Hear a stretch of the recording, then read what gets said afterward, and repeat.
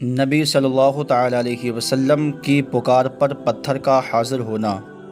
ایک مرتبہ حضرت اکرمہ رضی اللہ تعالیٰ عنہ جو ابھی اسلام نہیں لائے تھے، رسول اللہ صلی اللہ تعالیٰ علیہ وسلم کے ساتھ چشمے کے کنارے پر تھے۔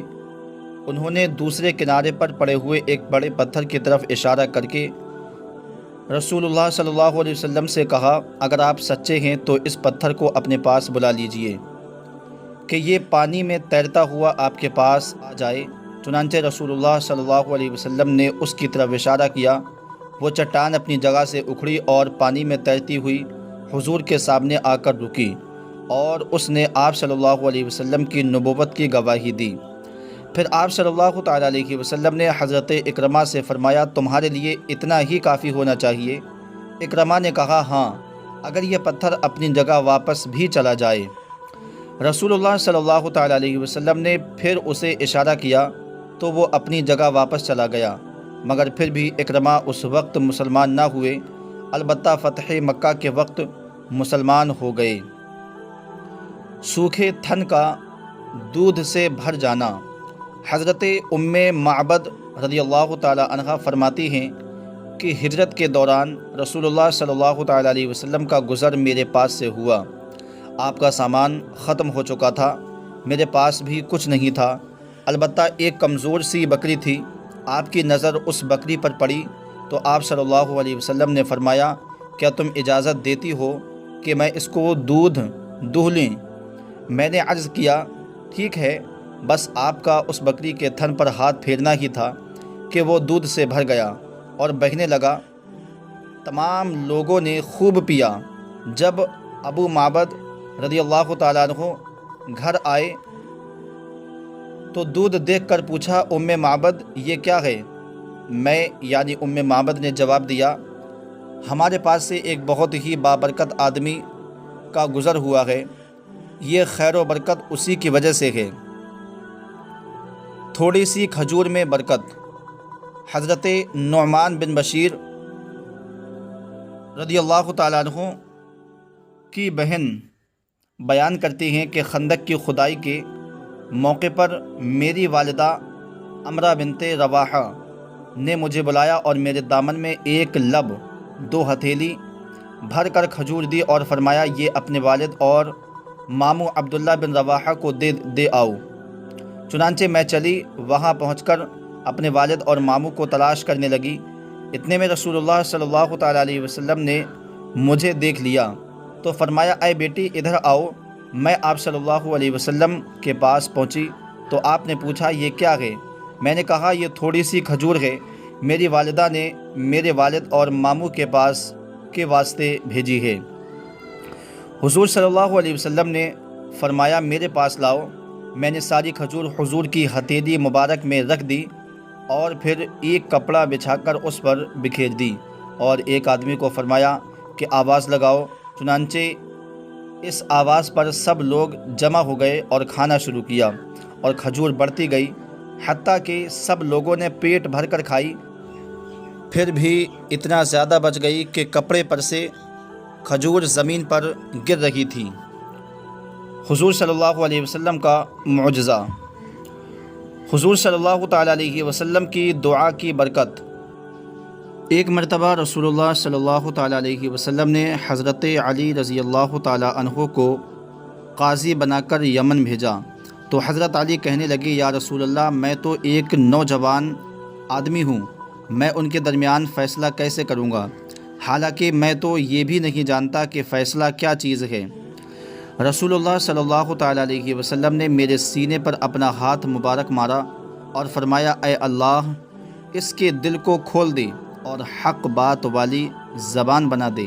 حضرت علی فرماتے ہیں کہ اللہ کی قسم، اس کے بعد مجھے کبھی بھی 2 آدمیوں کے درمیان فیصلہ کرنے میں شک اور تردد نہیں ہوا۔ بیہقی فی دلائل النبوہ۔ بکری کا دودھ دینا۔ حضرت عبداللہ بن مسعود رضی اللہ تعالیٰ عنہ فرماتے ہیں کہ میں مقام زیاد میں عقبہ بن ابی معیط کے بکریاں چرا رہا تھا۔ اتنے میں محمد صلی اللہ علیہ وسلم اور حضرت ابو بکر رضی اللہ تعالیٰ عنہ ہجرت کرتے ہوئے میرے پاس پہنچے اور کہنے لگے تم ہم کو دودھ پلا سکتے ہو؟ میں نے کہا یہ بکریاں میرے پاس امانت ہیں، میں ان کا دودھ کیسے پلا سکتا ہوں؟ تو فرمایا اچھا ٹھیک ہے، اتنا تو کرو کہ جس بکری نے ابھی تک بچہ نہیں جنا اس کو لے آؤ۔ تو میں نے ایسی بکری حاضر کر دی۔ آپ صلی اللہ تعالیٰ علیہ وسلم نے اس کے تھنوں پر جیسے ہی ہاتھ پھیرا، تھنوں میں دودھ بھر آیا۔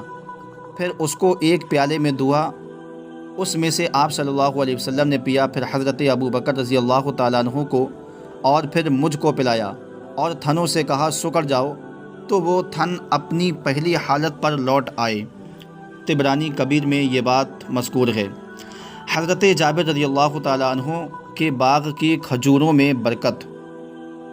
حضرت جابر رضی اللہ تعالیٰ عنہ فرماتے ہیں کہ میرے والد جنگ احد میں شہید ہو گئے، لیکن اپنے پیچھے اتنا قرض چھوڑ گئے کہ میرے باغ کی کھجوروں سے وہ قرضہ ادا ہونا مشکل تھا، اور ادھر کھجور کاٹنے کا وقت آ پہنچا تو میں آپ صلی اللہ علیہ وسلم کے پاس آیا اور ساری حالت آپ صلی اللہ علیہ وسلم کے سامنے رکھی۔ تو آپ نے فرمایا اچھا جاؤ اور کھجور کاٹ کر لاؤ، کاٹ کر الگ الگ ڈھیر کر لو۔ میں گیا اور ایسا ہی کیا۔ پھر حضور صلی اللہ علیہ وسلم آئے اور سب سے بڑے ڈھیر کا 3 بار چکر لگایا اور پھر اس کے پاس بیٹھ گئے اور فرمایا اپنے قرض خواہوں کو دینا شروع کرو۔ میں نے اس میں سے تول کر دینا شروع کیا۔ اللہ تعالیٰ نے میرے والد کا کل قرضہ ادا کر دیا، لیکن جتنے ڈھیر تھے سب بچ گئے، اور جس پر حضور تشریف فرما تھے قسم با خدا وہ ایسا ہی رہا، ایک کھجور بھی اس کی کم نہ ہوئی۔ بخاری شریف میں یہ بات مذکور ہے۔ آنکھوں کی بینائی کا لوٹ آنا۔ حضرت حبیب بن ابی فدیک رضی اللہ تعالیٰ عنہ فرماتے ہیں کہ میرے والد کی آنکھیں سفید ہو گئی تھیں، جس کی وجہ سے ان کو کوئی چیز نظر نہیں آتی تھی۔ تو ایک دن میرے والد حضور صلی اللہ علیہ وسلم کی خدمت میں جانا چاہتے تھے تو مجھے ساتھ لے لیا۔ جب ہم وہاں پہنچے تو حضور صلی اللہ علیہ وسلم نے پوچھا یہ کیا ہوا؟ میرے والد نے فرمایا میں اپنے اونٹ کو تیل لگا رہا تھا، اتنے میں میرا پیر سانپ کے انڈے پر پڑ گیا، تب سے میری یہ حالت ہو گئی ہے۔